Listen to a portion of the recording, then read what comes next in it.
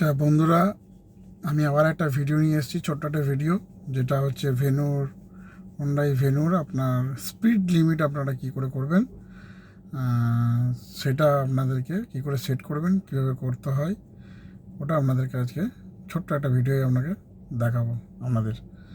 ঠিক আছে, তো তাহলে শুরু করা যাক। এই দেখুন, এটা হচ্ছে ইনস্ট্রুমেন্ট ক্লাচার।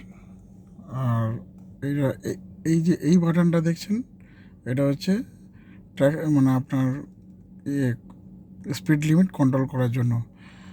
আর এটাকে কি করবেন, জাস্ট এরকম চেপে ধরবেন, দেখবেন ওখানে অ্যাক্টিভেট হয়ে গেল। দেখলেন এখানটা গ্রিন হয়ে গেল, এটা অফ হয়ে গেল। একবার টিপে ছেড়ে দিলে এটা অফ হয়ে গেল।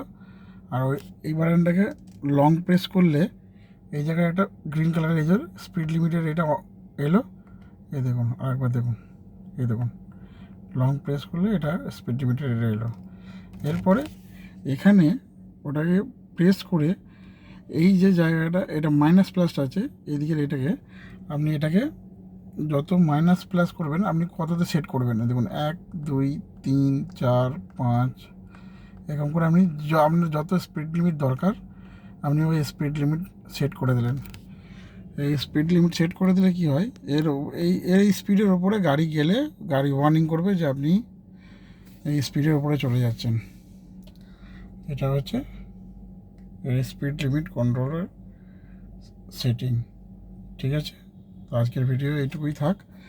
আপনারা এই ভিডিওটা শেয়ার করবেন আর সাবস্ক্রাইব করবেন, লাইক করবেন, তাহলে এরকম ছোটো ছোটো আরও অনেক ভিডিও